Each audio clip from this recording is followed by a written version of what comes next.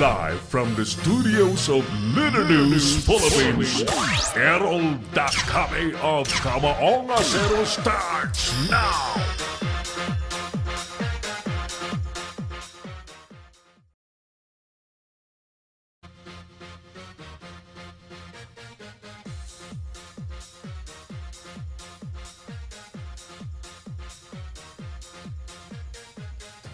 Arroyo, pinakausapan ni Alvarez na sa Lunes na lang mag-take over sa kanyang opisina. Minimal ang mangyayaring regodon sa committee chairmanship sa Kamara. Senado, kinansila ang Chacha hearing.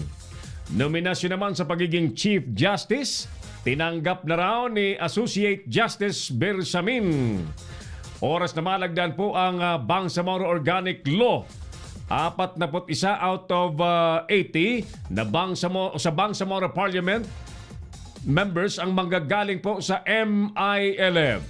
Mga minahan sa Region 11, posibleng maipasara. Dahil naman po mga kaibigan sa tindi ng pagbaha, lalawigan ng Pangasinan nagpapasaklolo na sa Malacanang. Magandang hapon po sa inyong lahat. Ako na po ito si Errol Dakame. Welcome po sa ating tigasing palatuntunang Kamaonga Zero. Sumasa niyo po on HD quality mula dito sa studios ng Leader News Philippines. Ngayong araw po ng Miyerkules. 25 na po sa buwan ng Hulyo taong 2018. Sa ngalan po ng buong pwersa ng Leader News Philippines News and Current Affairs Team, mga Leader News Patrol, ang ating Operations Creative headed by partner Oliver Licop, Father Mark Anthony Reynoso, Teo Villamil, and Tony Porcalia. Tayo po ay once again ready nang maglingkod sa sambay ng Pilipino, sa Pilipinas, at mga Pinoy na nasa iba't ibang lugar sa buong mundo. Alright!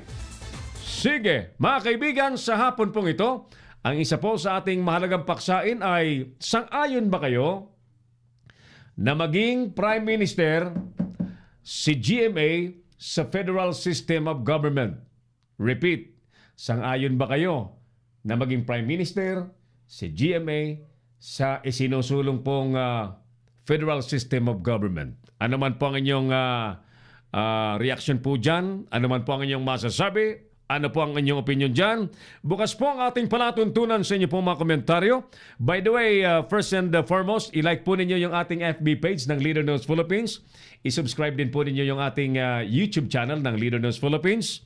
At mag-comment kayo, then share it so that marami pong makakaalam sa mga totoong nangyayari sa ating bansa. At exactly 6:31 in the evening, batiin na natin yung ating mga suki sa ating programang Kamaonga Zero, si Butch Arcangel, dyan sa Caloocan City. Hi, Butch! Kumusta kayo dyan? Jed Gamboa, kumusta ka, Jed? Si Dexter Marquina, hi, Dexter! Sir Rafi Bianson sa Batangas, magandang hapon, sir. Evangeline Timonera Basibas, sabi niya, may sagot na kagad siya sa ating tanong, no! Sabi ni Evangeline. Ulitin natin yung ating survey question. I-flash natin ulit sa ating screen ang ating tanong, sang-ayon ba kayo o hindi na maging Prime Minister si GMA Congresswoman, former President at that, ngayon po ay mambabatas, representing Pampanga, na maging Prime Minister po sa sinusulong na Federal System of Government ng Duterte Administration. Alright, sige. Ang ating mga teleponong pwede niyong kontakin para po sa ating studio ay 0927-494-2175 at 0949-736-5000 sa mga smart subscribers. Areglado? Ayos, so sige. Sa unang bungad po ng ating palatuntunan, ratsadahin na natin muna ang mga reports mula sa ating mga Leader News Patrol na nakabantay po sa iba't ibang assigned beach sa ating bansang Pilipinas. Si Errol Dakame, ang Kamaonga Zero. Alright, sige. Ulitin natin yung ating survey question, mga kapatid. Sang-ayon ba kayo na maging Prime Minister si Congresswoman GMA sa sinusulong na Federal System of Government sa kasalukuyang gobyerno. Right? Ma'am Evangeline Basibas, magandang hapon po sa inyo dyan, sa inyo pong lugar. At si Sir Rafi Bianson sa Batangas. Sir Rafi, I would like to know your thought about this topic this afternoon. What is your thought? Ano po ang inyong naisip dito? Ano po ang inyong sagot, Sir Rafi Bianson? Ano ang opinion ng mga taga Batangas? Sang-ayon ba kayo na maging Premier Ministro ng Federal System of Government, si GMA? Si Errol Dacame, ang Kamaong Asero. Bueno, maliban po sa mga latest reports, mga breaking news, may mga kausap po tayong tatanungin po natin sa mga mahalagang paksa this afternoon. Yung tinukoy po ng Pangulong Duterte na kilala niya ang mga rice cartel syndicates sa bansa na nagpapahirap po sa presyo ng bigas. Kasapin natin mamaya si Engineer Rosendo So ng Sinag. Samantala, may video tayong ipapakita po sa ating mga viewers. Video ng isang Qatarian, isang babaeng taga-Qatar or Qatar national na nagbabanta sa mga OFW yung mga Pilipina dahil allegedly yung Qatar national ay ninakawan daw ng gamit. Ninakawan ng gamit. Sabi niya, ninakawan siya. Binabantaan po ang mga Pilipina na nagtatrabaho po sa Qatar. Magandang hapon po sa mga nasa ano bang tanggapan dapat ang nag-aasikaso ng seguridad ng mga OFW, especially yung mga domestic helpers na madalas nanalagay po sa balag ng alanganin. Kapag ganito po ang mga pinag-uusapan na, you see, Access Buboyo Prime, kumusta ka dyan? Ayan, si UC ay may sagot na kagad. Dai lamang a big no, sabi niya. Alright, report muna tayo sa ating palatuntunan. Unahin natin ang report ni Dick Garay, live mula po sa Calamba City sa lalawigan ng Laguna. Si Errol Dacame, ang Kamaong Asero. Most wanted daw na rapist sa Laguna, nalambat ng mga otoridad sa Calamba City. Detalye sa report ni partner Dick Garay. Partner Dick, magandang hapon. Go ahead please. Yes, pare Rol, timbog nga sa kagawad ng Lulu 20, 29 anyos na trabador. Go ahead, Dick. Yes, Dick?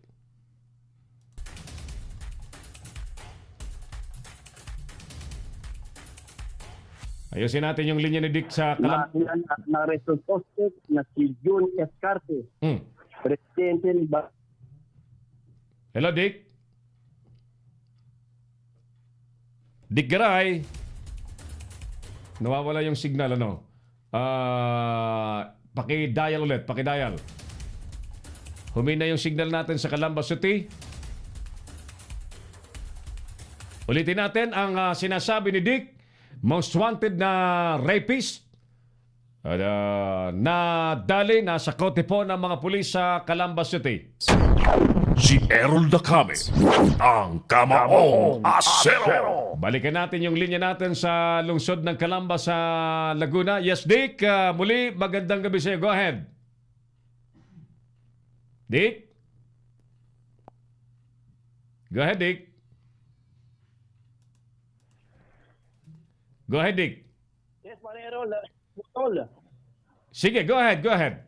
Dito nga ayon sa ulat ni Police Senior Inspector Raymond Jose, ahit ng pulisya, nakakilala na yung suspect na si Julie Escape, President na Dani dito nga sa Laguna. Sinasabi mo sa bukal na natin ang suspect dito nga sa lugar dahil rin sa pakipagtulungan ng mga barangay officials kung saan agaran ang mga ito ng mga bilisang operasyon. Kasalukuyan na kasi ang suspect sa PNP, kung saan nga walang kulang siya sa iyo ng korte para sa maglanitong wilaya. Mula sa nag-uulat para sa Leader News Philippines. Si Errol Dacame, ang Kamaong Asero. May kasabihan po na crime does not pay. Yan. Aabutan at aabutan po kahit magtaguman kayo ng matagal na panahon. Doon po sa mga kriminal na may ginawang kahindik-hindik na krimen. Tuloy tayo. 6:38 na ng early evening. Kumusta po ang mga OFW sa iba't ibang bansa? Mamaya, again, may ipapakita kaming video ng isang Qatar national na babae na nagbabanta po sa mga OFW. Nababahala po kami sa kaligtasan po ng mga kababaihang Pilipinang OFW na nagtatrabaho sa Qatar sapagkat marami na nga po ang nangyari na nakita tayo sa balita, sa totoong mga pangyayari na inuuwi pong malamig na bangkay na mga kababayan natin dahil lamang po sa mga pang-aabuso ng ilang maladimonyong amo dyan sa Middle East. At baka ito'y maging mitsaho ng hindi magandang maging kapalaran po ng ating mga kababayan dyan. So, sige, tuloy muna tayo sa mga report.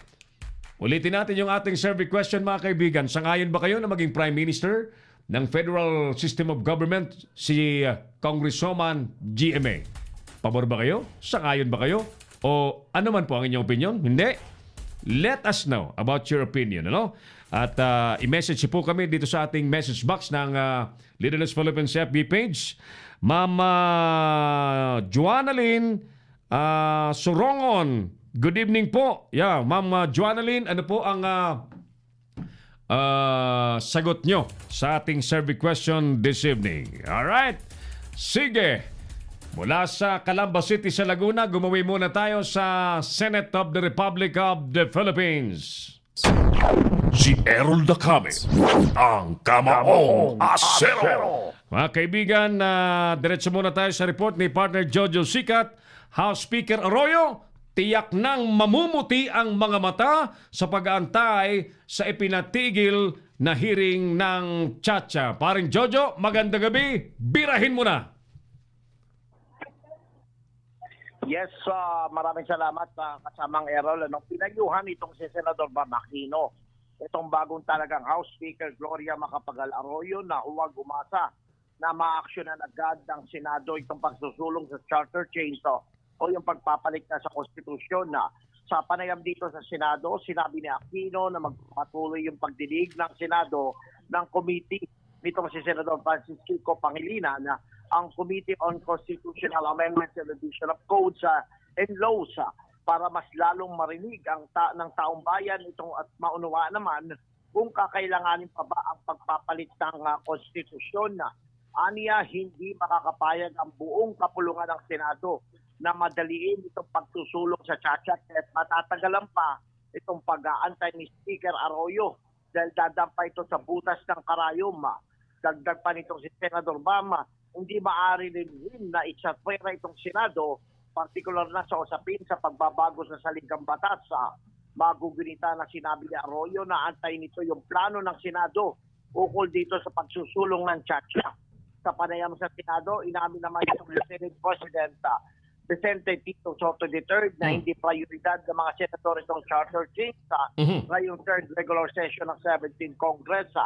Sa panayam dito sa Senado, sinabi ni Soto na hiniling nito sa mga senador na magsabit ng 3 listahan ng kanilang priority bill sa ngayon nga pagbubukas ng third regular session na sa mga isinumiti ng mga senador, walang kahit isa sa listahan ng priority bills ng mga mababatas itong charter change. Naku po, so paano yan?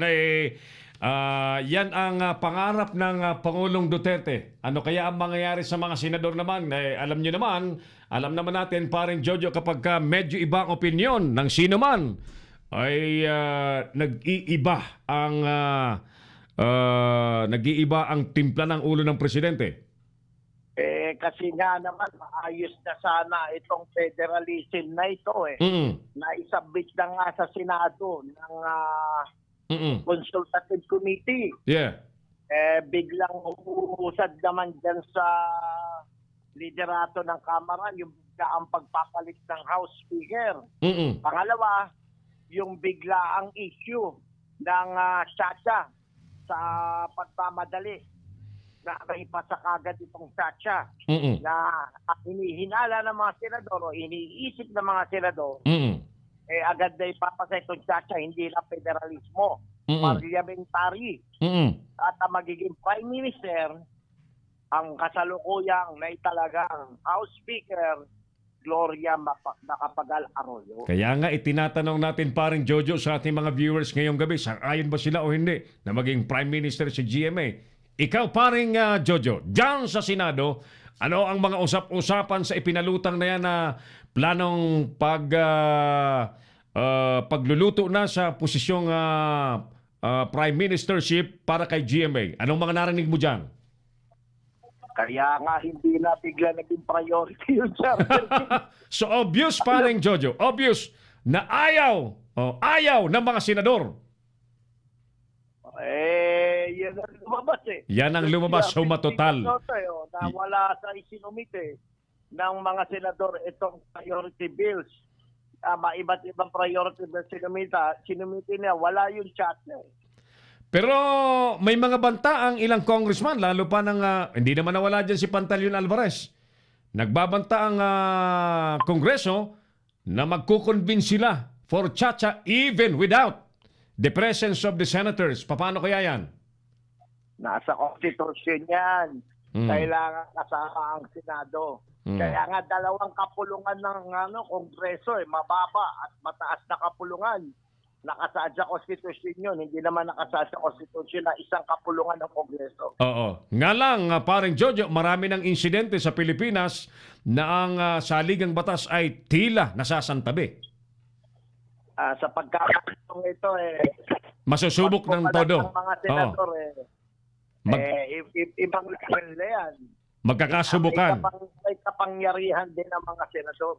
Kahit paano. Agree ako dyan. By law, kasama talaga ang Senado sa especially when it comes to amendments of the Constitution. Kaya nga, sinabi nitong si Lacson, nag-iingat sila na magkaroon ng joint session. Baka bigla mag-con-us eh. Ayun, oo. Kung bigla mag-con-us tapos hindi separate voting JP. Matatalo sila. Kaya nga hanggang maaari ayaw nila mag-joint session. Baka maisahan sila ng Kongreso. Nako. Tatalino itong mga mama eh. Sobrang tatalino. Oo, sobrang tatalino ng mga kongresista. Tingnan mo ang nangyayari ha. Tingnan mo ang nangyayari. And mas matalino ang mga senador. Hindi sila papayag magkaroon ng joint session. Ayan. So, alam na nila ang kanilang gagawin para hindi sila maisahan ika nga. Alright, sige. Kaya nga nagkaisa mga senador ngayon sa All Senators Caucus kagabi. Na talagang ang isa nila ay iisa na ngayon. Alright, sige. Minority o majority senators? Wala na munang Chacha. Wala muna. Wala muna. Hindi malinaw. Pero ako kinakabahan dyan paring Jojo ha. Walang makapagsasabi na bumaha o baka bumaha dyan ng pera, biglang maiba na naman ang ihip ng hangin. Yan nga sinasabi ng mga senador. Katulad yung ginawa namin convoy sa SONA. Sa pagmamadali namin makarating sa Congress, ayun, yung bus namin sinasakyan, patungong Congress, ayun, sinalpok yung convoy ni Manny Pacquiao. Nako, kaya pala.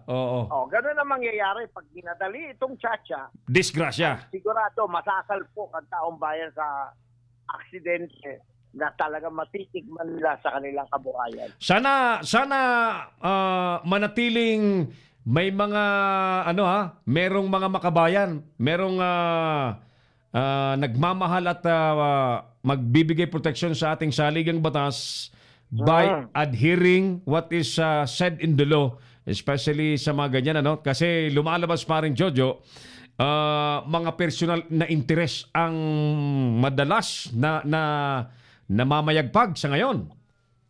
Tama ka ron Itong madali ang Chacha na to, malamang personal interest. Personal interest. Hindi naman masasabing makabayan itong mga senador dahil sa pinipigilan nila to. Isa masasabi ko, mataas lang ang pride ng mga senador. Ayaw nila sa pera. Nako, baka pagka gumana ang pera, may ibang mga istorya, parang Jojo.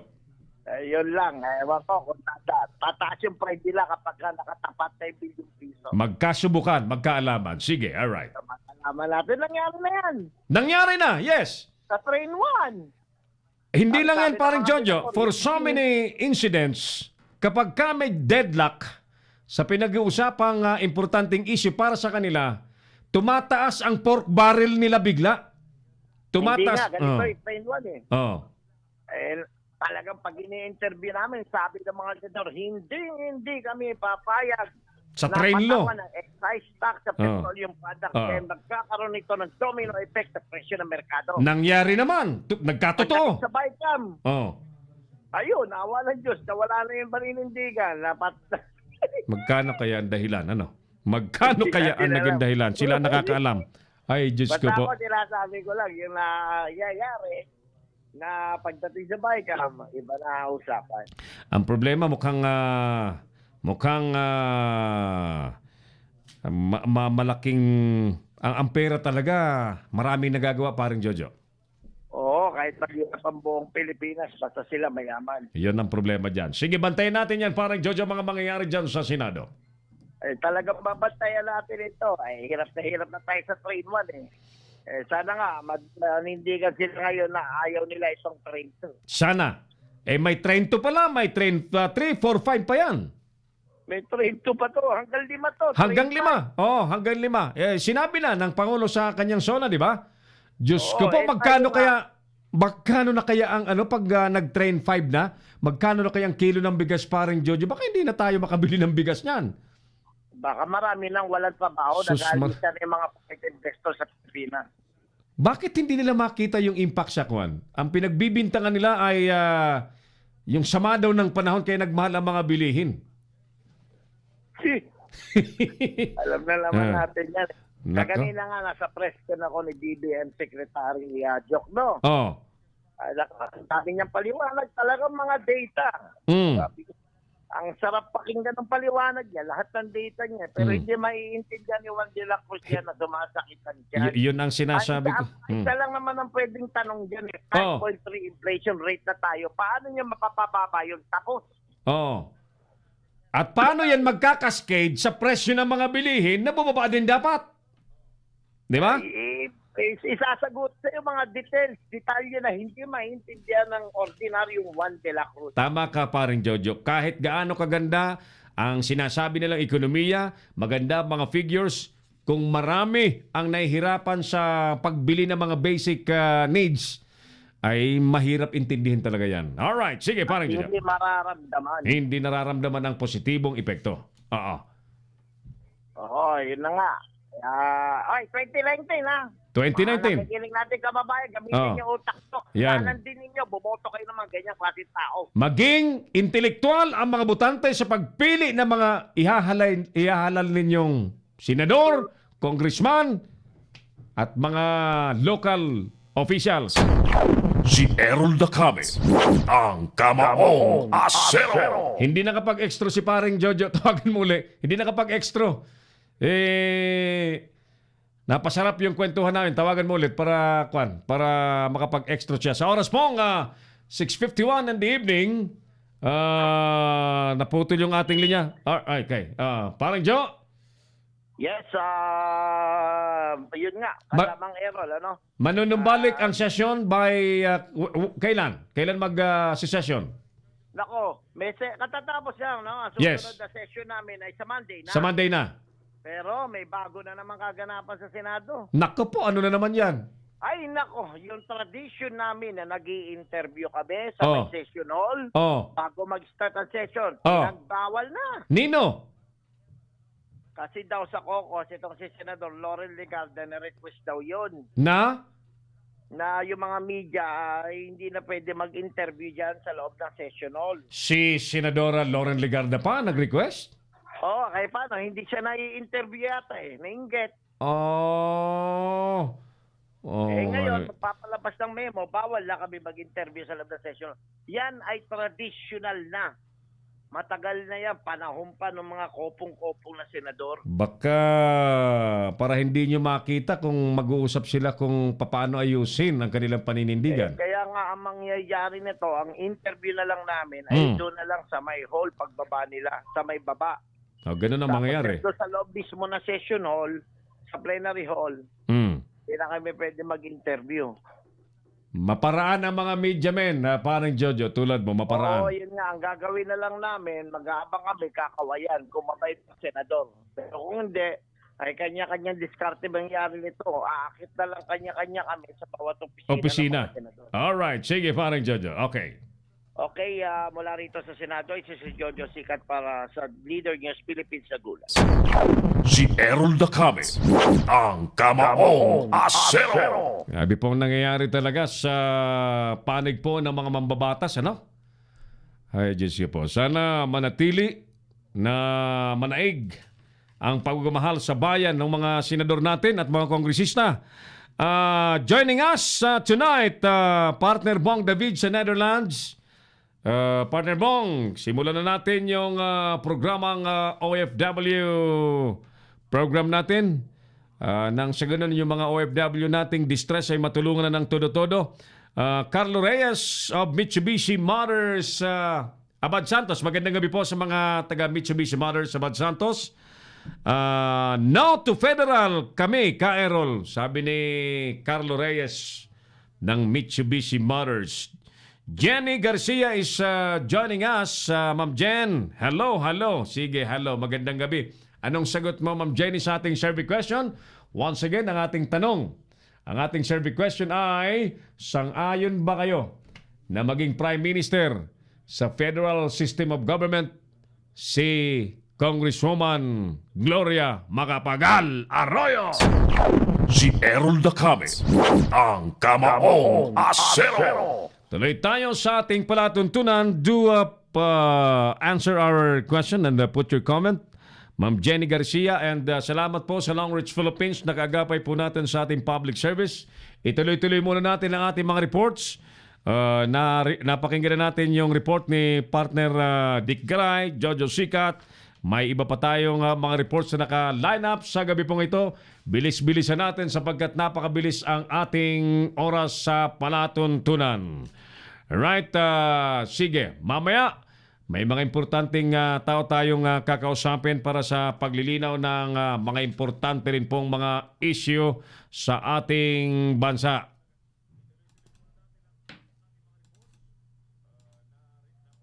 Alright? Sige, at this moment, gawin muna tayo sa My Southern Metro Manila. Mga TNT o hindi documented na mga OFW sa Dubai at United Arab Emirates. Pinabalik na o balik Pilipinas sila ngayon. Binantayan niya ni partner Boyet Guillermo para sa ating palatuntunan sa gabi ito. Partner Boyet, magandang gabi sa iyo.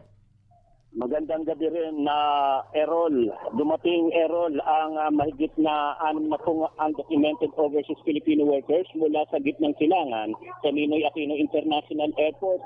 Sa ulat ng Manila International Airport Authority Media Affairs Division, 65 undocumented Filipino workers ang nanggaling sa Abu Dhabi, United Arab Emirates, ang bumaba sa NAIA Terminal 1 kanina sakay ng Philippine Airlines Flight TR-657.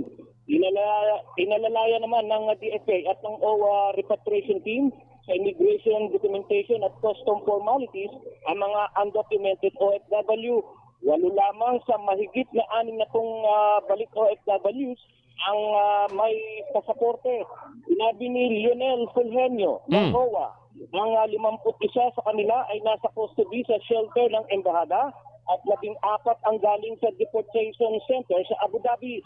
Travel document at referral ang binigay ng embahada ng Pilipinas sa Abu Dhabi dahil hindi regular ang kanilang pag-uwi. Nilinaw ng OWA, walang tatanggapin na 5K na financial assistance mula sa OWA at DFA ang mga balik OFWs dahil hindi naman sila under ng amnesty program sa gitnang silangan. Dahil lumusot sa gitnang silangan bilang mga turista. Matanggap naman ng livelihood assistance na 20,000 piso sa ilalim ng Balik Pinas, Balik Hanap Buhay Program at transportation allowance ang mga returning OFW na umuwing manggagawa. Live mula sa Southern Metro. Yet, Boyet Guillermo. Yes. In good health condition, yung mga umuwi dyan, walang may sakit? Wala naman. Sa kabutihang palad naman, wala namang may sakit. Oo. Yan bang mga umalis na OFW yan ay hindi dumaan sa mga government agencies like POEA tsaka OWA? Ay, oo. Ito'y mga Turista lang. tourist yung kanilang visa, tourist kuno na gagawin. At pag nandoon na, kasi yung mga tourist na yan meron na yung mga ka-contact at mga kakilala sa lugar na yon. At pagdating doon, magtatrabaho sila ng trabaho. Ayun. Wala bang penalidad yung mga travel agencies na nag-ayos, nag-prepare ng kanilang mga ng kanilang ticket, ng kanilang pasaporte? O hindi ba yan na hinahabol ng gobyerno? Actually, kasi pag tourist yung in-applyan mo, yun, walang masyadong question dun Oo, at yun na nga lang, kaya nga nagiging illegal yung kanilang pagpasok doon sa ibang bansa. Yun, kapag nagtatrabaho sila doon. Tama, oo. At ang napakahirap dyan, paring Boyet, kapag ka nasa sadlak sa peligro. Yun, ang masakit doon. Pero talaga napakatigas din ang ulo ng ating mga kababayan. Marami rin talaga matigas ang ulo. Sa sugal. Tama. Sinusugal nila ang kanilang buhay. Kapakanan, kanilang buhay. Yun, para din naman sa pamilya. Yun. Pero ito nga, ang ating problema, ang ating pamahalaan naman, ang nagdurusa. At saka, mabuti naman, at ang ating pamahalaan, binibigyan din naman ng ayuda yung ating mga OFW yung nasa sadlak. Yan ba, yan ba ang mga OFW ay deported dyan ng mga bansang pinanggalingan like Dubai and United Arab Emirates? Are they deported? Oo, at yung iba nga ay nasa deportation center ng UAE kung saan proseso nga ng ating pamahalaan na mapauwi nga sila rito sa atin. May data ba tayo, paring Boyet, as to how many OFW, domestic helpers, ang nandun sa sa deportation center? Meron ba tayong information? May gatid tayo dyan Oo, pero sa ating pagko-cover nga, sa OWA, sa DFA, napakarami na. Marami? Napakarami. Marami nang napauwi, pero marami pa rin ang nandun. Oo. Sige. So, bantayan natin yan at ang gawin natin, siyempre, hikayatin ang ating mga kababayang nais magtrabaho sa abroad na please, sumunod tayo sa batas nang hindi tayo mapiligruhan. Oo nga, tama yan. By the way, baka gusto mong sumagot sa ating survey question. Pabor ka ba o hindi na maging Prime Minister sa federal system of government na sinusulong ng Duterte administration si GMA? Ano bang mga sa mga tumututol Kasama ka sa mga tumututol na mga tumututol. Oo, nakita naman natin, yung mga nakaraang panahon. At napapanood din naman at hindi pa nakakalimutan ng mga Pilipino kung ano ba ang naging background sa pamumuno ng dating Pangulong Gloria Arroyo na kung saan ngayon ay House Speaker na. Napakabilis, Ang bilis ng pag-inog ng panahon. Tinanggal, natapos naman yung kanyang termino, di ba? Inagawan ng pwesto si Erap, naging si Gloria, nanalo pa sa eleksyon, pero nagrereklamo si FPJ na dinaya siya. Yan. Nakatapos ng termino, pagpasok naman ni Pinoy bilang presidente, kinulong siya, nagpa-hospital arrest. Pagpasok naman ng Pangulong Duterte, pinalaya na siya. Ayan. Tapos, so, ng agaw pa rin ba? Tapos, nung Lunes ng agaw pa rin ang upuan. My God! I hate drugs. Bakit ba ganun ang guhit ng palad, ano? Talagang nang aagaw ba lagi? Ang matawag doon, matindi. Matindi. Sa English, ang tawag dyan ay snatcher, di ba? Snatcher, dito sa Nangaagaw? You snatch the chair Nangaagaw ng cellphone. in the position. Di ba, Le? Ganyan din ba ang kwan? Ganyan din ba ang narinig mong opinion sa mga nakakaharap mo? Ay, oo naman. Oo, marami ang nagsasabi, bubulong-bulong. Pero yung bulong nila, may halong galit, kaya naririnig din. Okay. Sige. So, tayong mga nasa media, siyempre, ang magagawa natin ay ibalita kung ano ang katotohanan at siyempre, meron din tayong tinatawag na personal opinion sa mga nangyayari sa ating lipunan. Ay, tama naman. At yan ay karapatan natin. Alright. Bilang isang Pilipino. That's right. Live mula sa Southern Metro, Boyet Guillermo, Leader News Philippines. Si Errol Dacame, ang Kamaong Asero. Thank you, paring Boyet. Live mula po sa Southern Metro, Manila. Naghatid sa atin sa oras na 4 minutes after 7 in the evening. Nagpapatuloy po ang palatuntunang Kamaong Asero. Magandang gabi kay kaibigang Camilo Villesa Millandes. Mil, kumusta ka na? Ang sabi niya, hello. Hello rin, hello. Kumusta si Bishop Nilo Tayag at Attorney Aid Cabalo? Baka may time tayo mamaya makausap natin si Bishop Nilo Tayag na nagsusulong po ng Rebolusyong Duterte dahil nga po sa sistemang gobyerno na may kanya-kanyang agendang nakakahadlang sa pagdadala at pag-deliver ng administrasyon sa mga serbisyong gusto nilang ma-deliver sa taong bayan. UC, kawawa naman po ang mga OFW. Nakauwi, gusto lang naman nilang maghanap buhay para sa pamilya. Believe ako sa mga magulang na lahat ng paraan ay ginagawa para lamang o sa ngalan po ng kabuhayan ng pamilya. But hindi tayo believe sa mga Pilipinong sa kabila ng ating mga pagpapaliwanag na kailangang sumunod sa batas ay patuloy na lumalabag at sa dulo po ng kwento, iiyak-iyak pa rin kapag kanalagay sa balag ng alanganin. Ang tawag dyan ay, ang tawag dyan ay tonto. So wag tayo magpakatonto, wag tayo magpakatigas ulo. Tumupad tayo sa ating mga dapat tuparing batas para tayo ay manatiling safe. Si Errol Dacame, ang Kamaong Asero. Tuloy tayo sa ating mga balita, 7:05 in the evening. Alright? Report pa rin mula sa lugar ni paring Tony Arsenal sa Supreme Court. Ang kanyang mga binantayang balita ay motion for reconsideration ni Sister Fox na isimuti na susundan ng isa pang balitang pagpapasara daw ng DOLE sa isang recruitment agency. Pinalagan. Paring Tony, magandang gabi sa iyo. Rat-rat na.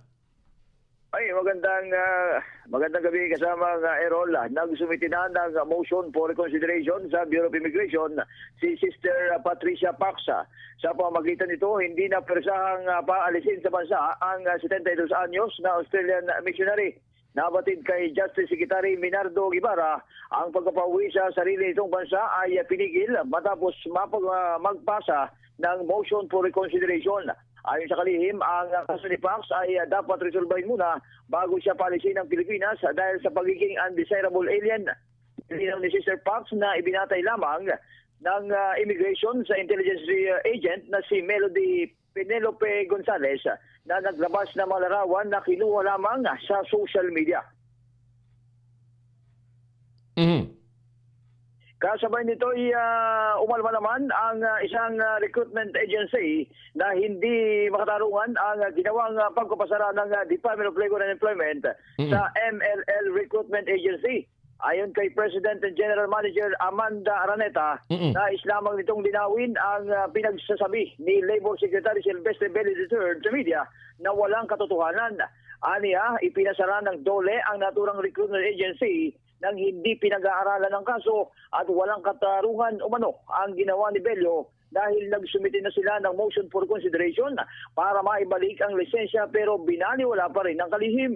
Sinabi nito nga naging maingay lamang siya dahil sa pagbaban sa bansang Kuwait kung saan hindi nagustuhan ni Bello ang kanyang mga pahayag sa pagtutol sa plano ng pagsuspindi ng DOLE sa mga overseas Filipino workers na pinapalis patungo ng Kuwait. Iginit nito na napagbintangan lamang siya na nagpundo para mapaalis ang kalihim sa kaniyang puwesto. Mabigat nga, no? Mula sa Nasudang Maynila, Parang para Tony. sa News Leader Philippines. Yes. Mabigat nga kapag may ganyan na magbibintang sa'yo na pinupunduhan mo ang oster ng isang opisyal. Ay, oo naman. So, pero yung policy kasi ng ban sa deployment ng OFW sa Kuwait, patakaran yan to ensure the safety of the OFW.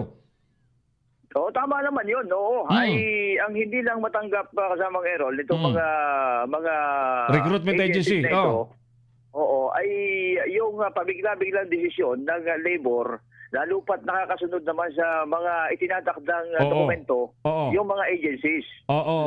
So, kinansila yung kanilang lisensya license to operate. Nag-MR sila. Procedure yan eh. Bahagi ng proseso, di ba? Bahagi ng proseso. So, kinansel pa rin.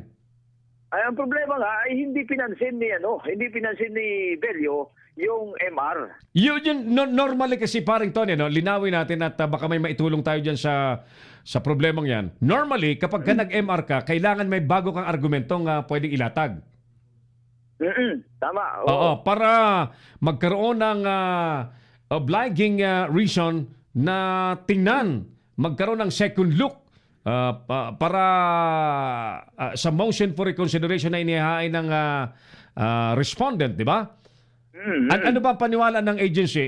Binasura lang na gano'n na hindi man lang sinilip yung papeles na isinumite? Ganon ang lumitaw kasamang Errol. That's dahil unfair. Sa yung bigat ng kanilang motion ay hindi pinansin, binaliwala lamang. Siguro dahil may bias na si Bello, dahil ang paniniwala ni Bello, ito ang nagpupundo. Kalaban ko ito. O tirahin ko na ito. Ganon.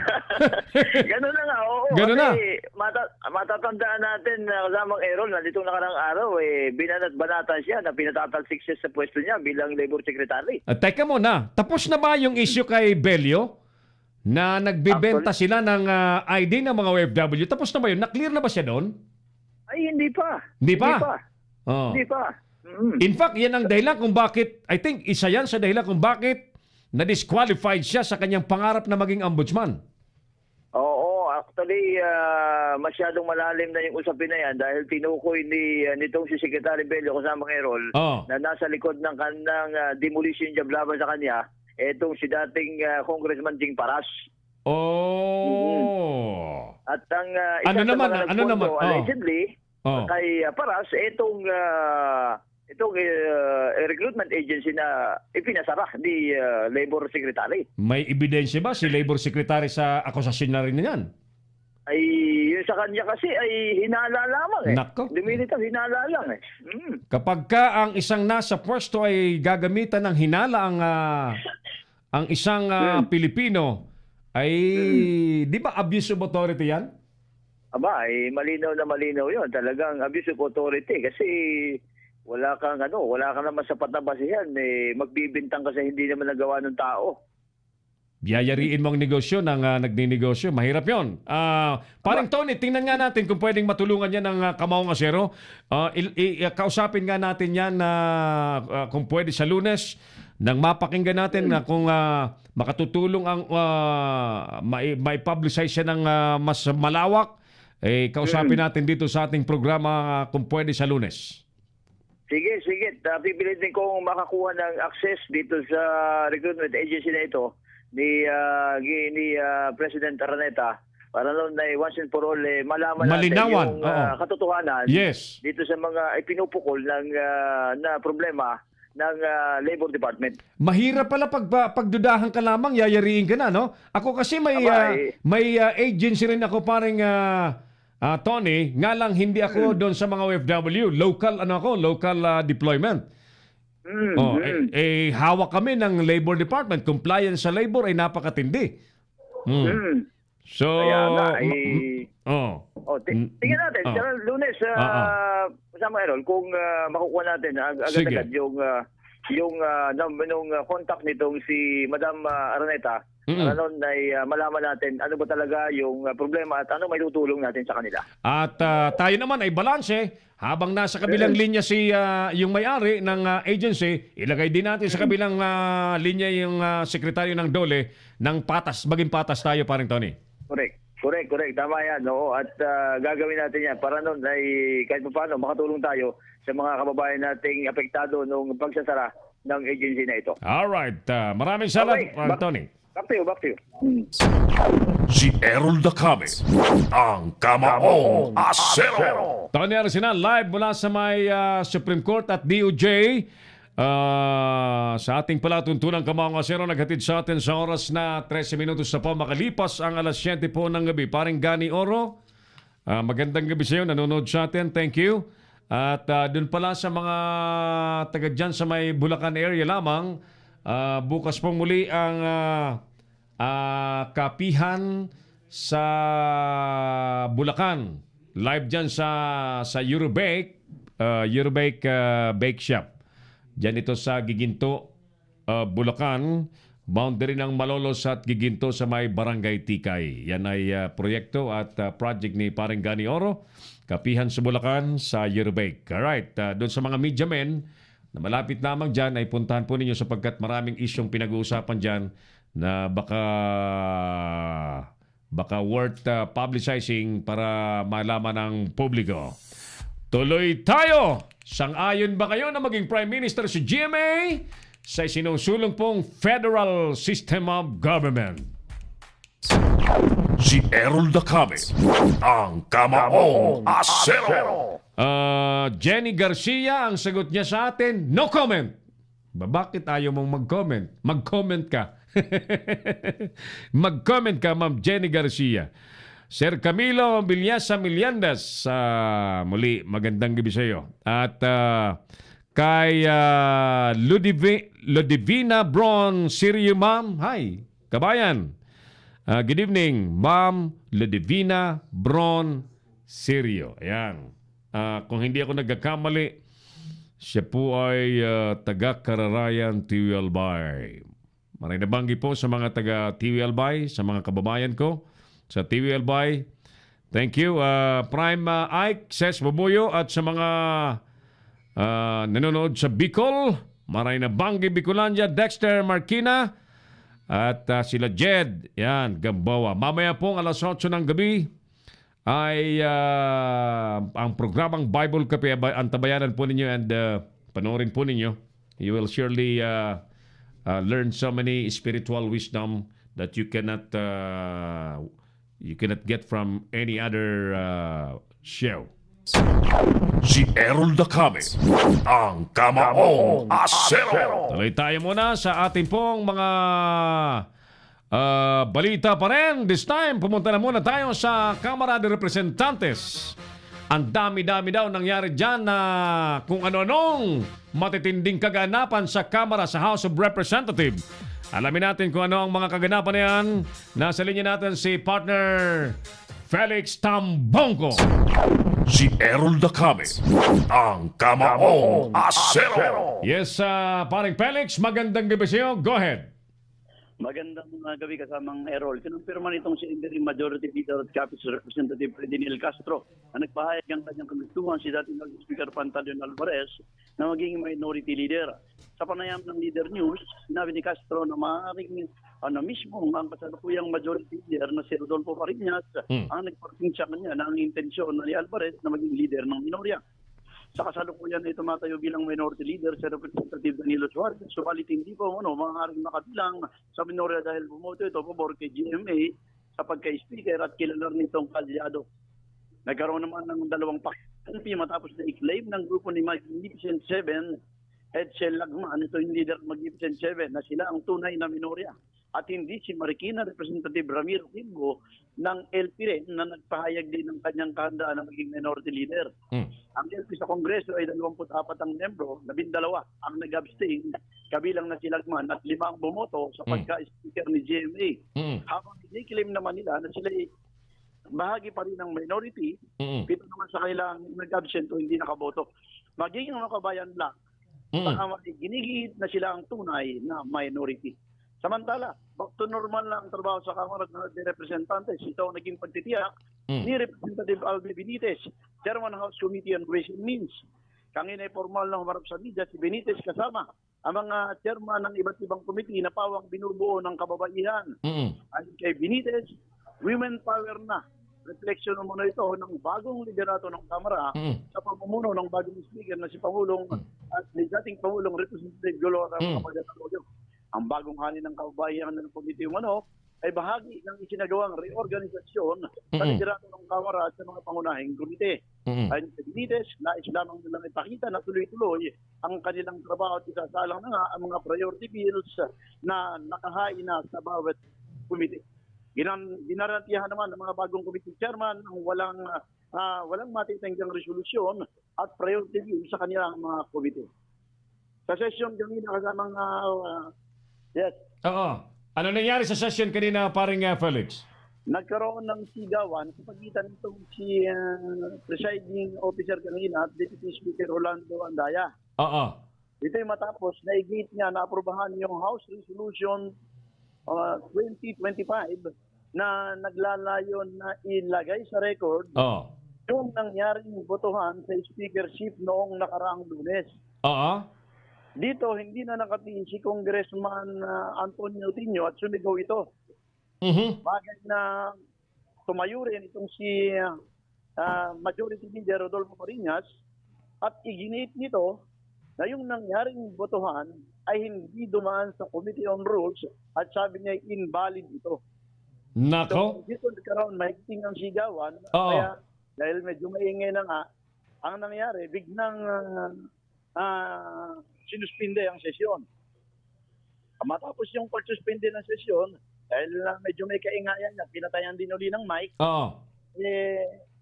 nagpulong yung mga matataas na leader ng mayorya sa Kamara, ng minorya, at dito kanilang pinagdesisyonan na muling ituloy ang sesyon. Sa pagpapatuloy ng sesyon, pagpalo, sinabi kaagad na pagbotohan yung House Resolution 2025. Oo, kasi yung House Resolution 2025 daw naman, inaprubahan din kahapon ng mga membro ng Kamara, kaya nga sinala ngayon.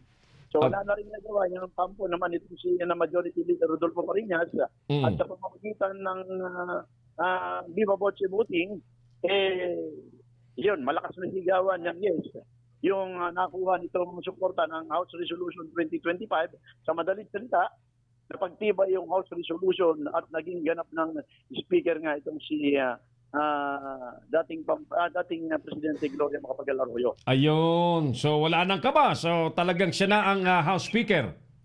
O siya na. Kasi napagtibay na yung House Resolution 2025. Pero hanggang sa ngayon, patuloy pa rin yung kasi katatapos din kanyang namin itong press conference naman ng Minority Bloc, ng Makabayan Bloc, na binubuo nitong sina Congressman Sigani Sarati na tinatawag nga nila na ito raw si dating Pangulong Gloria Arroyo isang natural lang ang agaw ng pwesto. Peking Pangulo siya noon, ngayon naman peking Speaker of the House. Ayun. So, ang daming nangyayari, ano? May mga movements ba sa chairmanship ng committee? Sa chairmanship ng committee, ang iniharap kanina ay 6 na babae. Bagong chairman ng committee, Committee on Health, ito natandang ko, Committee on Health, Education, Human Rights, at 4 pang committee na puro kababaihan. O ito yung gaganap ngayon bilang mga bagong chairman ng committee. I see. So, other than that, wala na?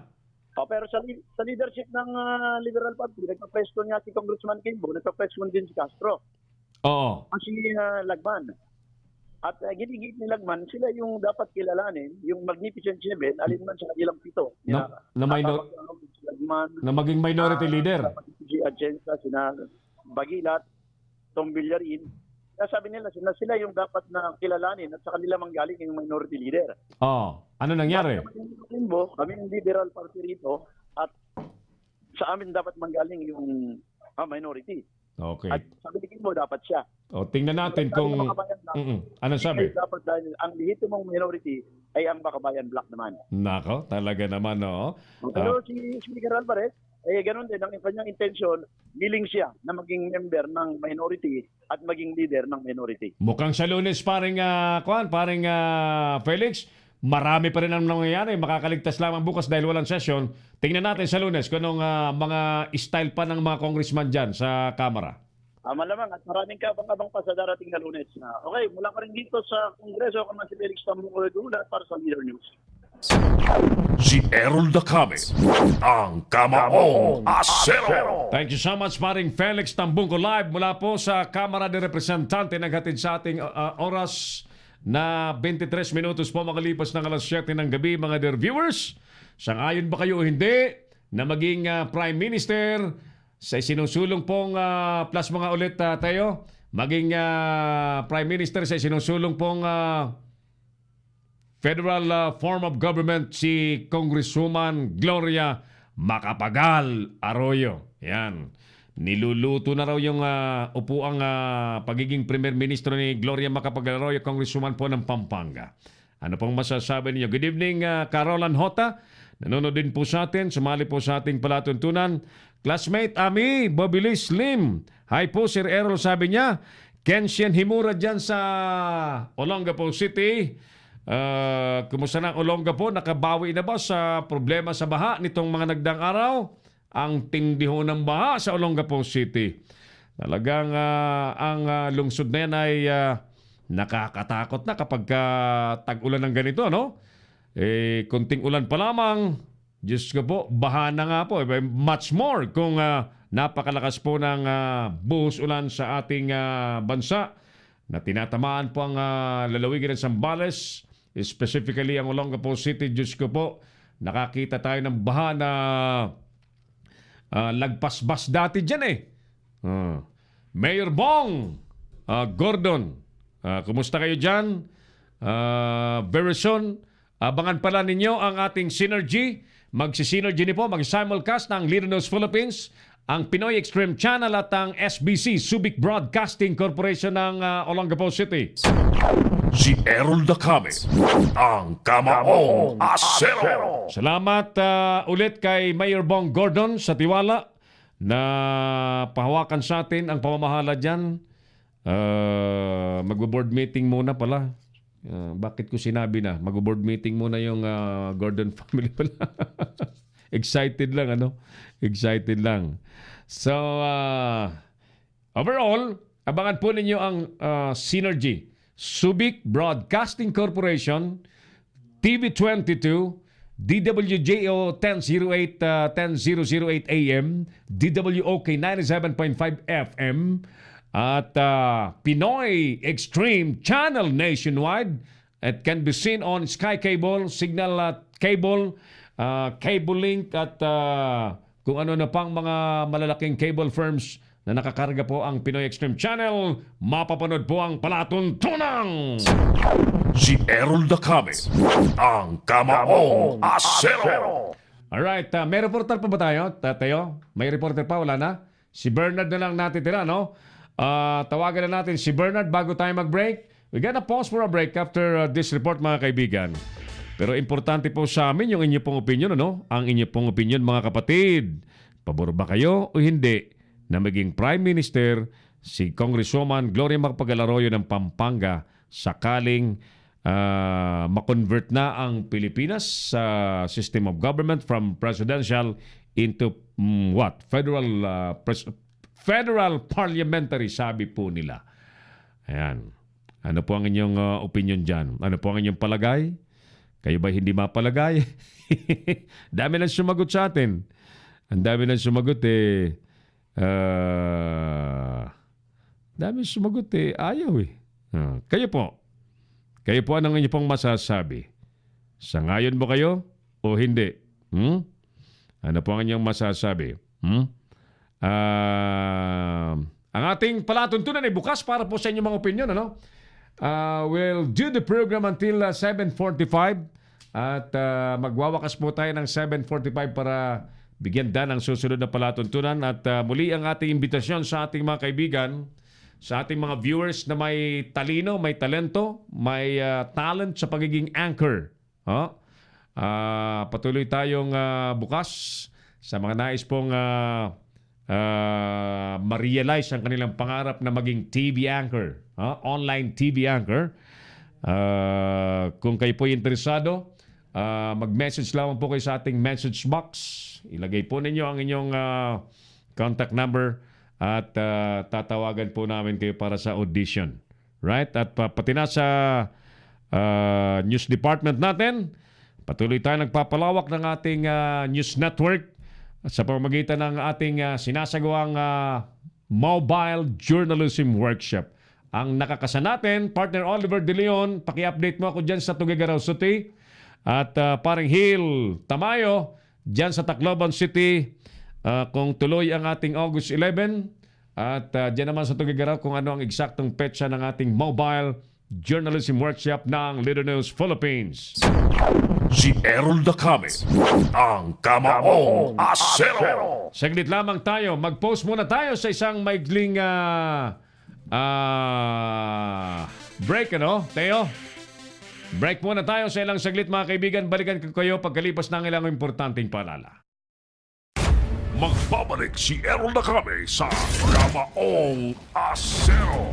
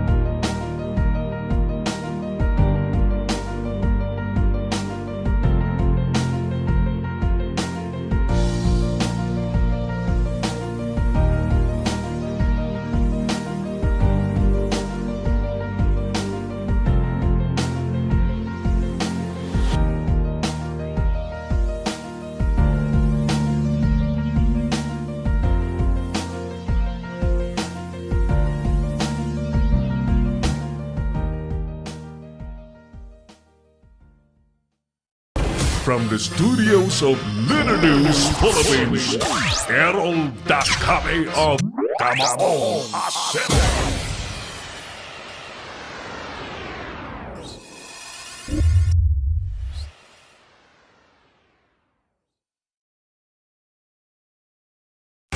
Magbabalik si Errol Dacame sa Kamaong Asero.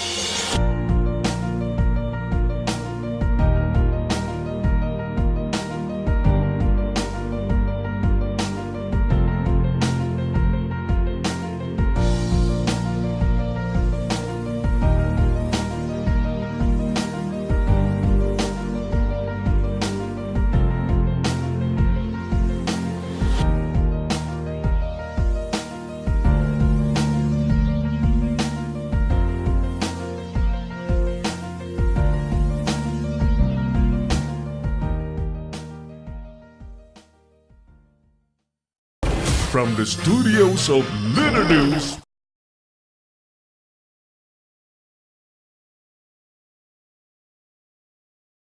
ating re-entry. Once again, magandang gabi po sa inyong lahat. Nagbabalik po ang palatuntunang Kamaong Asero sa Leader News Philippines. Ulitin natin, sumasa niyo po on HD quality sa studios po ng LNPH.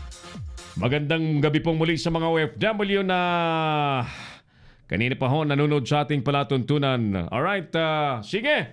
Balikan natin ang ating survey question, mga kapatid. Sang-ayon ba kayo o hindi na maging Prime Minister si GMA sa sinusulong pong federal form or federal system of government. Ano po ang inyong masasabi? Ano po ang inyong opinion? Pabor ba kayo? Hindi? Feel free to write your comment dito sa ating live FB page comment portion at yan ay babasahin natin. Don't worry. Bawat isa po ay may karapatan sa kanya-kanyang opinion, ano? Don't you worry. Alright, sige. Pading Jason Luna. Ayan, good evening partner. Jason Luna dyan sa Senado. At exactly 33 minutes after 7 in the evening, isa pang report ang ating tanggapin. Si Errol Dacame, ang Kamaong Asero. Binantayan ni partner Bernard Mendoza ang mga aktibidades naman ng TUCP. Ano kayo nangyari? Alamin natin sa kanyang report. Partner Bernard, magandang gabi sa iyo. Go ahead, please. Bernard? Go ahead, Bernard. Bernard? Hindi ako marinig ni Bernard. What happened? One more try, Bernard.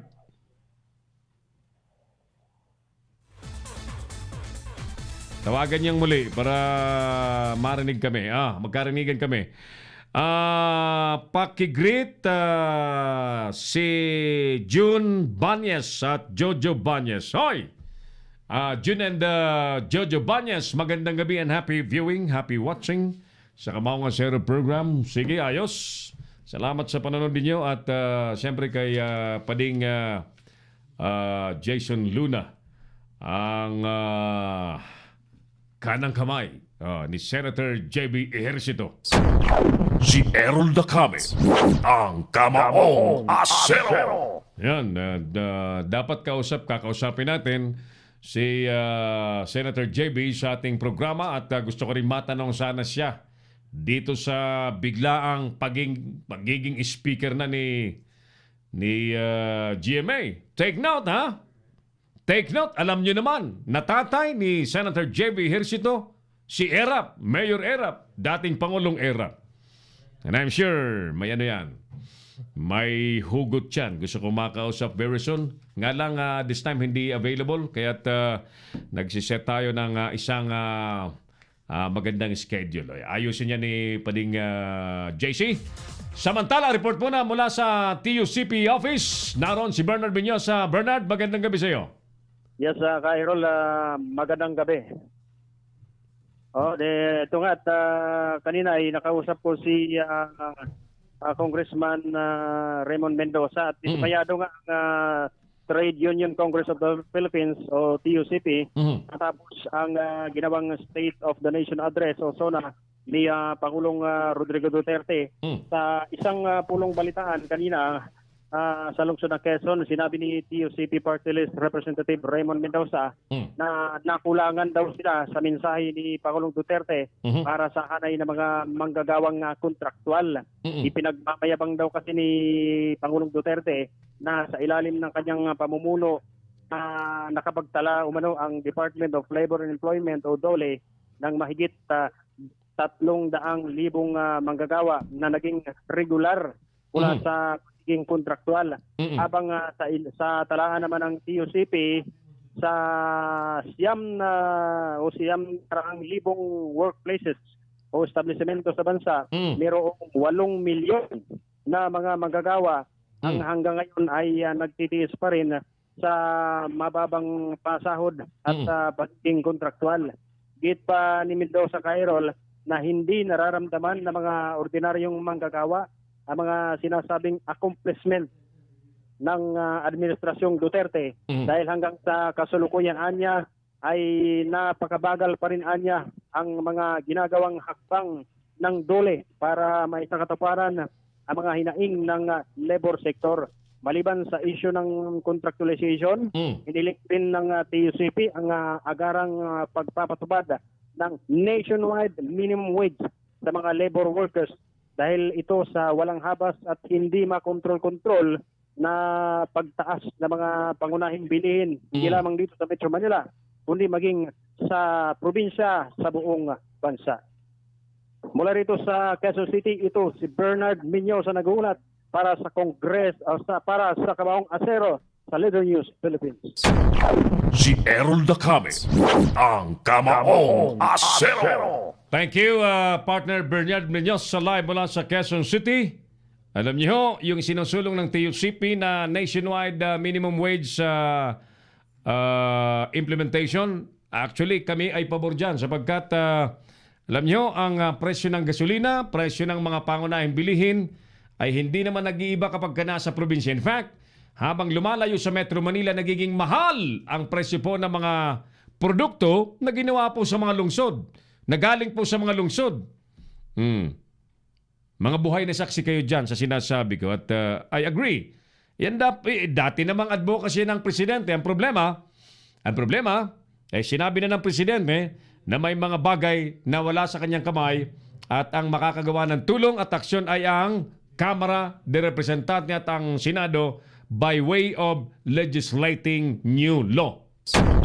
Si Errol Dacame, ang Kamaong Asero. Alright, sige. So, isa po sa pag-uusapan pa natin ngayon, maliban po sa ating itinatanong na paksa, sa ating subject matter na lumutang ng usapan, lumutang na senaryo na paghahanda daw kay GMA na gawing Prime Minister anytime na maisulong po ang Federal System of Government.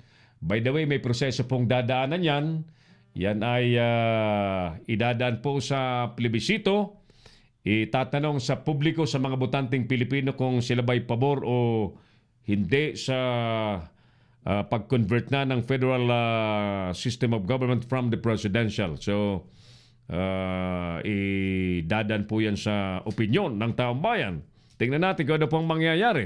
At kung ano man mangyayari po dyan, may mga susunod pang mga mangyayari.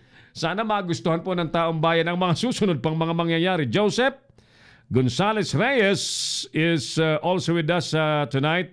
Thank you, Sir Joseph Gonzales Reyes. At isa pa sa pag-uusapan natin in a few minutes ay ang problema pa rin ho sa presyo ng bigas na pagkamahal-mahal.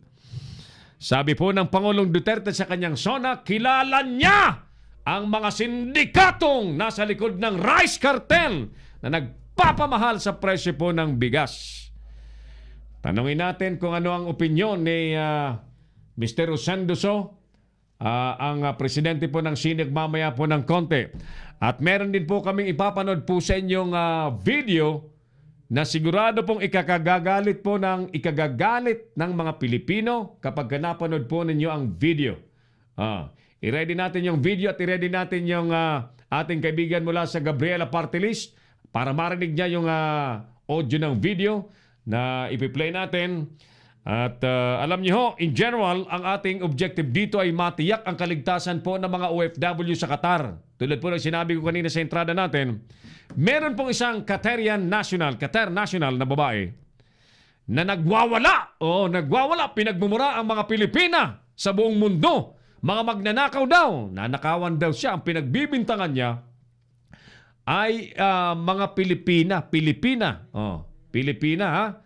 So sige, mga kaibigan, heto na po muna ang sinasabi ko po at nag-viral na video na may banta sa mga Pilipinang OFW. Mga kaibigan, panoorin po natin ang kontrobersyal na video ng isang Qatarian national. You will die. And I don't care who the is whoever thinks it is so special to take my things. I'm coming for you.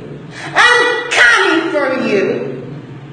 And you will get punished. All my people around the Qatar, they are well aware who you are, how the you are, and we are coming to get you.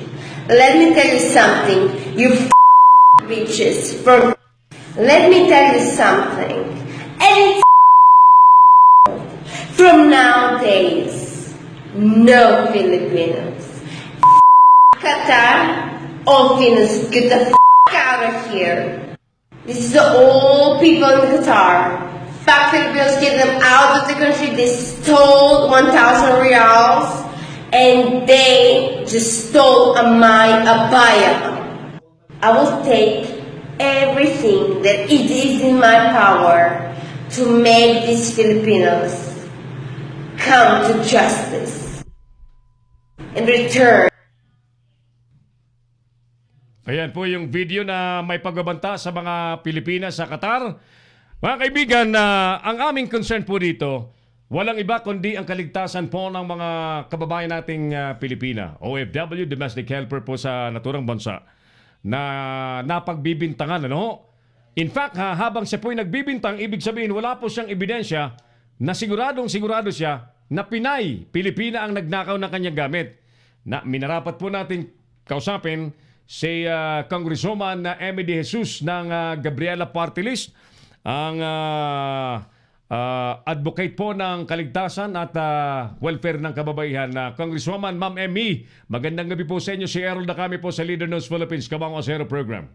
Hi, good morning. Good evening, Errol. Naku, kanina pa pala tayo. Oo nga po, opo, oo. How do you feel nung makita niyo po yung video yan? Siyempre, no, sa totoo lang, ayan na naman, endangered na naman yung... Kasi threat siya eh. Yes. Kasi siyang babala at may pananakot talaga. Yeah. Ibig sabihin, nakakabahala, ano? Yes. Kasi ang ibig sabihin nito, dahil sila ang nasa kapangyarihan, dahil host country sila, kaya nilang mag-mobilize sa iba't ibang pamamaraan, no? Opo. At saka baka maging arbitrary. Ibig sabihin, walang katiyakan, galit lamang, bugso ng galit ang magtutulak sa kanila para gamitin yung karahasan laban sa mga Pilipina o Pilipino. Napaka-alarming. Yes. Talagang... Kaya sa akin, dapat talagang i-call na yung attention ng ating consulate. Kasi isa ito sa pinakamahalagang tungkulin, bakit tayo nagtatalaga ng mga konsulado sa mga host countries. Ano? Habang ito kasi, alam mo naman ang mantra namin, Errol, trabaho sa Pinas, hindi sa labas eh. Yes. Habang nagaganap pa yung kawalan ng oportunidad at kahirapan dito sa ating bayan, pilitan talagang magtrabaho dyan yung ating mga kababayan. Yes. No? Kaya nalalagay talaga sila sa vulnerability. Tama po. Opo. Oo. So, sana ay napanood din yan ng konsulado ng Pilipinas, mga taga-DFA, at kumilos na sana habang wala pang masamang nangyayari, Ma'am Amy. Oo. Alam mo, ano yan urgent. Urgent, tama. Urgency talaga. Kasi katulad yan, ang lakas ng loob. Palagay ko talagang malakas ang loob nila. Kasi nga, bayan nila yan eh. Yes, and they Kaya always feel superior. They feel superior over Pilipinas. Oo, lagi namang ganyan kasi. Opo. Dahil alam nila na, lalo na, kung ang mga karamihan ng ating mga nagpupuntang manggagawa sa Middle East ay talagang nandoon sa menial na trabaho, no? Opo. At tapos ang tingin sa kanila talaga ay kapos na kapos sa buhay, kaya pwede talaga silang gumawa ng pang-uumit, ano? Kaya napaka-vulnerable nung ganyang kalagayan ng ating mga kababayan. Kaya yung urgency, I think, should be addressed to our consulate, to the Department of Foreign Affairs. Opo. By the way, so sana ay naririnig tayo, Ma'am Amy, ng mga taga-konsulado ng Pilipinas sa Qatar and Kuwait area, sa Middle East, na gumawa na kaagad ng paraan bago pa man mahuging huli ang lahat na may maiuwi na namang bangkay dito sa Pilipinas. Oo, tama yun. At palagay ko sa Kongreso, kumbaga, imbis na ang pagkaabalahan yung kung ano-anong pag-aagawan dito sa liderato, ang dapat talagang pagkaabalahan Yan. Ang dapat talagang pagkaabalahan ano ba yung pwedeng magawa natin sa gantong mga issue. Tama. At makapagluwal ng mga batas na talagang protection and welfare of our migrant workers. Ano po ang panawagan ninyo sa DFA at sa konsulado po ng Pilipinas, Ma'am Amy? Yung urgency talaga ng pagkilos para ma-prevent, no? Ayaw na natin ng tatakbo na naman tayo at ang gagawin na naman nating serbisyo ay yung pagtulong, ano? Ang gusto natin, prevention. Wala nang mangyari. Hindi yung ang pagtulong ay sa anyo ng kabaong or sa anyo ng pagbabayad ng pag-repatriate dito ng bangkay. Ang gusto natin ay prevention. Mabigyan ng proteksyon yung ating mga kababayan na pinagbabantaan na. Tama po. Well said, Ma'am Emmy De Jesus, Congresswoman, representante po ng Gabriela Party List. Maraming salamat, Ma'am. Good evening po. Maraming salamat din at good evening. Si Errol Dacame, ang Kamaong Asero. Gabriela Party List Congresswoman Emmy De Jesus sa ating palatuntunan. Naghatid sa atin sa oras na 48 minutos po makalipas na ang alas 7 ho ng gabi. Ay, Diyos ko po, sana kumilos ng maaga ang mga taga-konsulado dyan sa Qatar at sa Kuwait area. Pero Katerian yata yan, kung hindi ako nagkakamali ha. Manay Cora Tagum.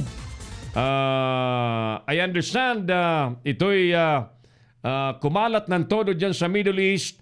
At even me personally, nababahala ako sa lagay po ng mga domestic helpers na mga Pilipina. Ninang Nelly Cope, salamat sa panonood. Sinong kasama mo sa panonood? Are you home now? Oh. Sa 3rd district ito ng Albay nagtatrabaho. Are you traveling every day to the district office? District DepEd District Supervisor Ninang Nelly Cope. Ayan.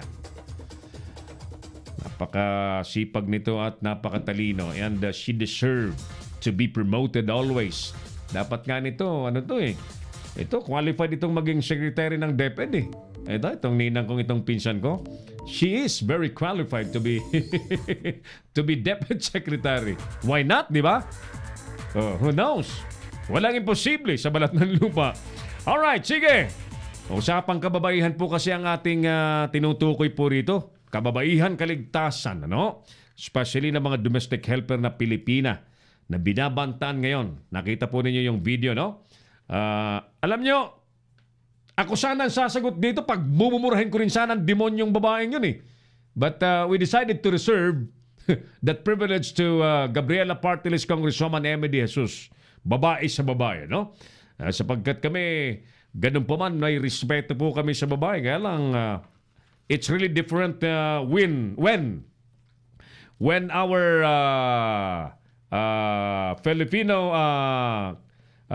fellow Filipinas are being subjected to abuse and threats. Hindi tayo makapapayag sa ganyang sitwasyon, mga kaibigan. Alright, sige. Ihabol pa natin yung ating pagbabantay pa rin sa presyo po ng bigas. Nako po, Diyos ko. Oo. At ang sabi po ng Pangulo, nakita niyo naman po yung kanyang reaksyon sa kanyang SONA. Galit na galit po siya sa kartel po ng bigas. Because until now, unstable po ang presyo ng bigas. Nag-anihan na, nakapag-ani na ang mga magsasaka. Yung presyo po ng bigas ay hindi na bumalik sa normal na presyo. Pagkamahal-mahal pa rin po ng bigas. Ngayon, sabi ng Pangulo, alam niya kung sino yung mga sindikato. Ayan. Ano kayang reaksyon ni Engineer Rosendo So? Sasabing yun ng Pangulo na alam niya yung sindikato ng mga rice cartel sa Pilipinas, mga nagtatago, nagpapamahal ng bigas, niloloko ang presyo, nilalamangan ng mga Pilipino. Ayan. Kausapin natin si Engineer Rosendo So sa ating palatuntunan. Si Errol Dacame, ang Kamaong Asero. Engineer Rosendo So, live sa ating programa. Errol Dacame po ito sa Kamaong Asero, Leader ng Philippines, sir. Magandang gabi po. Magandang gabi, Errol, at magandang gabi sa lahat. Nandun ka ba sa loob ng Congress nung SONA nung Monday, Engineer? Wala, no? Kasi yung congressman natin nandun sa loob. pero tayo nandito tayo sa Pangasinan at that time. And I'm sure pinanood mo rin ang SONA tulad namin. Pinanood namin. Ano ho? Napanood po ninyo. Of course. Ano po ang immediate reaction ninyo nung sinabi ng Pangulo na kilala niya ang sindikato ng rice cartel sa Pilipinas at binalaan niya na tumigil? Ano po ang reaction niyo? Dapat puliin. At na-mention niya yata doon sa... Narinig naman natin lahat Yes. na na-mention niya Mm-mm. na kilala niya yung mga nagka-cartel Mm-mm. and nag-hoard. So, sa amin lang, Mm-mm. dapat sabihin niya ng mga pangalan at Mm-mm. puliin. Tama po. Oo. Sa batas ba, ano ang espesipikong krimen ng yung ganyan, hoarding, rice cartel, and manipulation of prices? Tama ba ko na yan ay economic sabotage sa Engineer Rosendo? I think the President had mentioned that. No? Yes, sir. So, kung ito is malawakan talaga, Apo. and this is cartel, dapat makasampa ng ganong case. May masampulan dapat. Mhm. Yes, so Kasi as of now, parang ang dating ay, halimbawa, kayo din na nagninegosyo rin ng bigas nasa agriculture sector, parang everybody is a suspect tuloy, Engineer Rosendo, sir. yeah, may member kasi tayo, no? Ang Samahan ng Industriya ng Agrikultura. Yeah. We have 33 organizations. Yes. And ang two sector na nasa bigas. Mm-mm. Of course, yung one sector, yung mga irrigators, mga Mm-mm. farmers yan. Yeah. Second is yung mga rice miller. Mm-mm. No?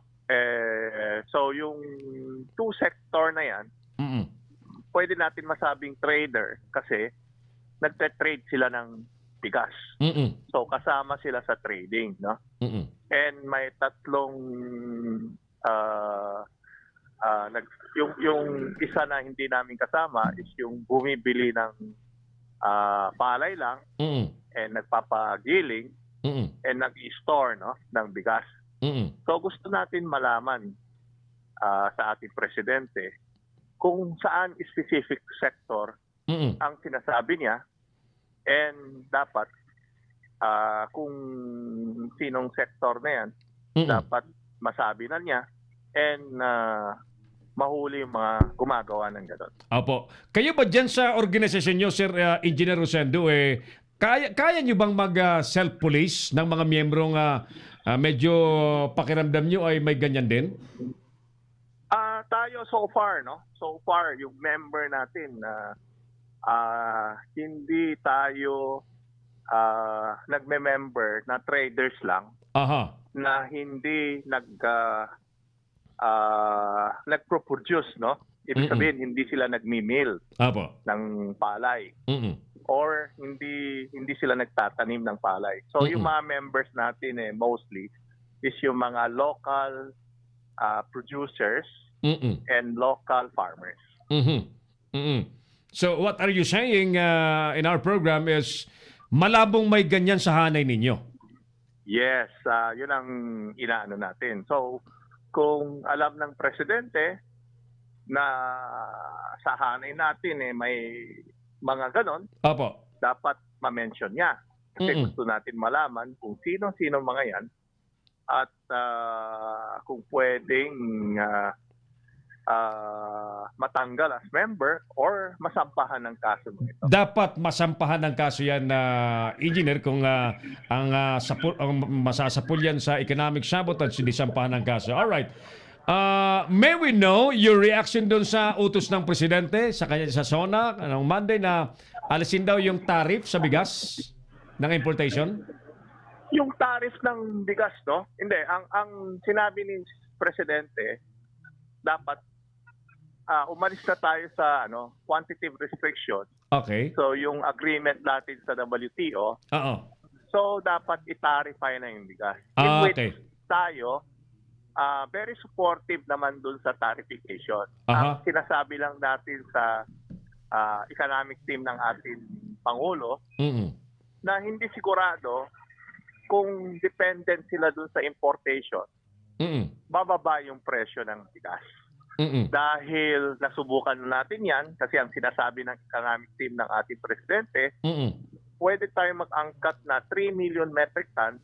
Ibig sabihin, 3 times yung dating pinapasok natin. Ang sinabi natin dun sa economic team ng presidente, pag pumasok tayo ng double of our importation lang, tataas yun ng doble. In which what happened in 2009, na yung presyo ng world market dahil sa Pilipinas from $380 per metric ton, tumaas up to $800 per metric ton. Nako po. So ang sinasabi natin sa atin na economic team, hindi yung tariff na ikokolekta nila, hindi basta-basta na mag-import din mga negosyante. Kasi ang negosyante, ang tinitingnan nila isa is tutubo. Diba? Yes. Pero kung hindi sila tutubo, hindi rin sila magpapasok ng bigas. Yes. So ang sinasabi natin, dapat ang direction pa rin ng ating government is tulungan ng ating seed bank, mag-produce tayo ng malaki na production, yung seeds na kayang mag-produce ng 5 tons per hectare, kasi ngayon nasa 4 tons lang tayo eh. Kung makaka-produce tayo ng 5 tons per hectare, at yung presyo, no, nasa 18 pesos, that is around 90,000 pesos per hectare. Eh ngayon, siyempre, ang pinoproduce natin 4 tons, and ang presyo umabot ng 22, 23. Kung 22 natin i-compute, that is around 88,000. Mas maliit dun sa 5 tons na ma-produce. Malayo, no? Na in which ang presyo, pwede natin ibaba ng 4 pesos. Kasi ang sinasabi ng economic team, dapat bumaba yung presyo ng palay para at least bumaba yung presyo ng bigas. Ang sinasabi natin, dapat tulungan ang ating magsasaka para yung income nila lumaki. At ang isang solusyon dyan is yung seed bank natin, tulungan natin para at least gumanda yung seeds natin. Alam mo, agree kami dyan sa sinasabi niyo yan, Engineer Rosendo, na ang focus dapat natin ay self-sufficiency. Lagi, pagka may eleksyon, ano yan, motherhood statement, food sufficiency, pero pagka nasa totoong buhay na, iba na ang ginagawa, yung mga mabilisang aksyon sa tingin nila ay ganyan. But alam mo, we really agree with your suggestion, recommendation sa economic team na patatagin ang supply ng palay bigas mismo, mag-produce ng mas marami, tulungan ng mga magsasaka sapagkat yan ang magandang formula, Engineer. Yeah. Noon, no, before na in-implement yung train law, sinabi na namin sa kanila na pag tumaas yung kordo, yung gasoline, tataas lahat. Tataas lahat. Yes. Hindi sila maniwala. Ngayon, tumaas yung lahat ng produkto, parang ang lumalabas, hindi nila kino-consider yung mga cost of production. No? Kaya ang problema nila ngayon, tumaas lahat ng produkto, hindi nila ma-explain sa mga tao.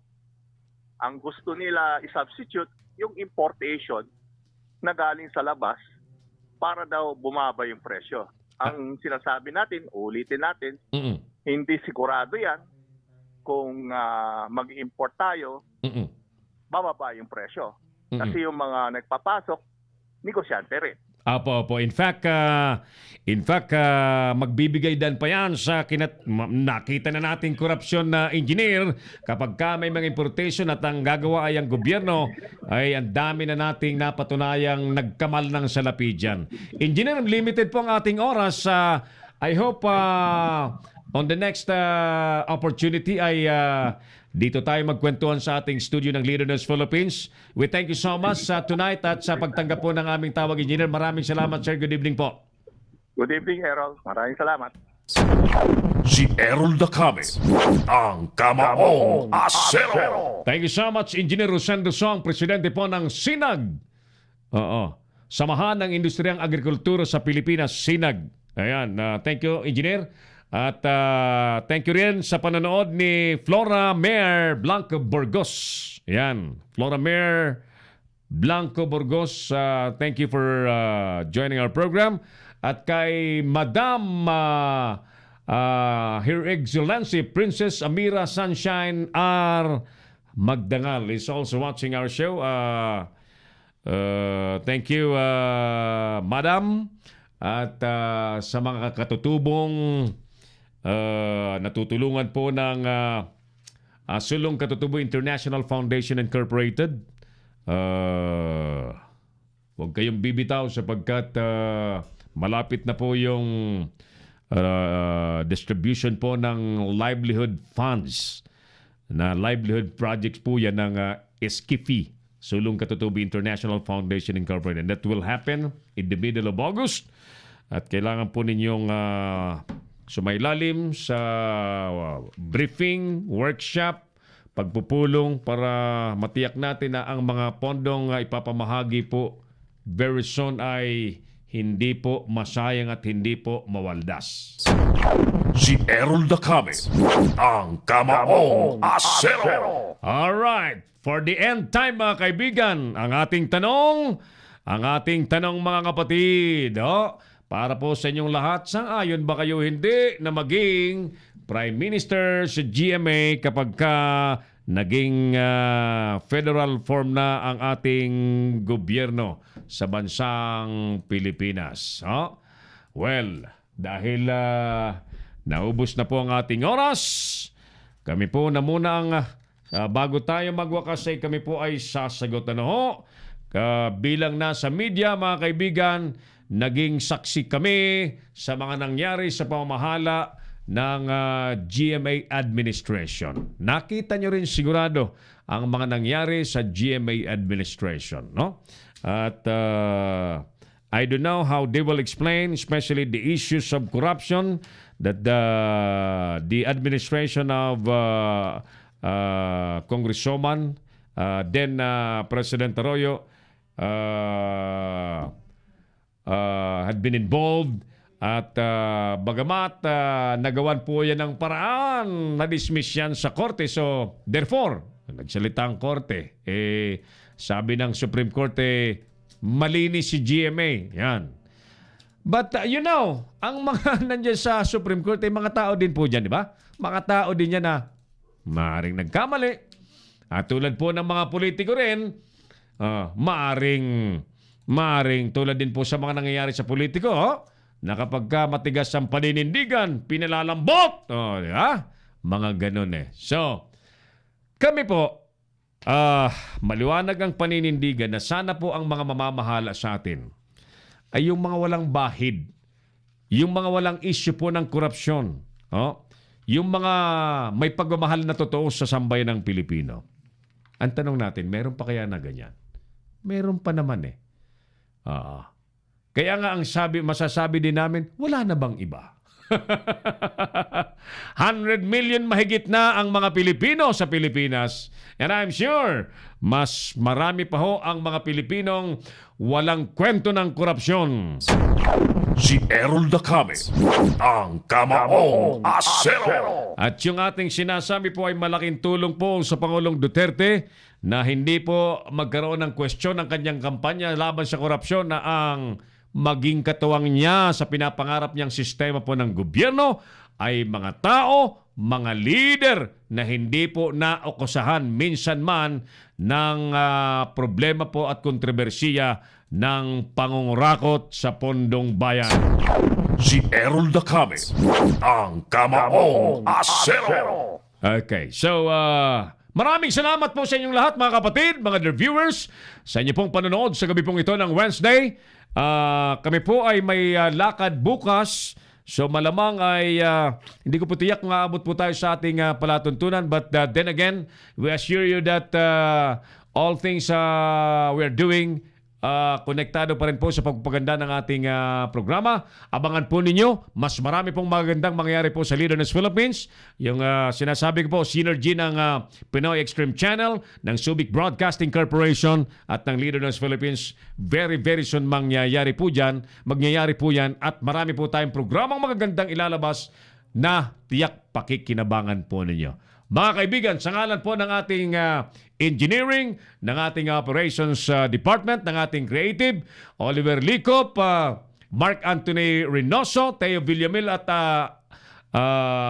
Tony Porcalia, at yung ating mga Leader News Patrol, Jojo Sikat, Boyet Guillermo, Tony Arsenal, Dick Garay at Felix Tambongko. Ako pa rin po ang inyong kamaong asero, si Harold na kami.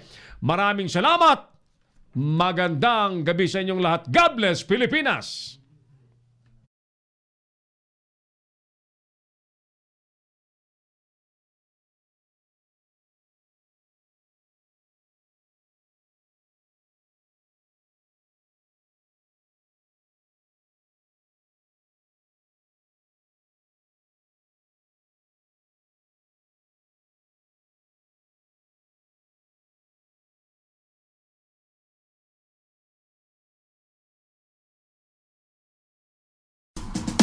Inyong napanood ang mga batas na banat ni Errol Nakari sa Kamaong Asero. Abangang muli dito sa Leader News Philippines.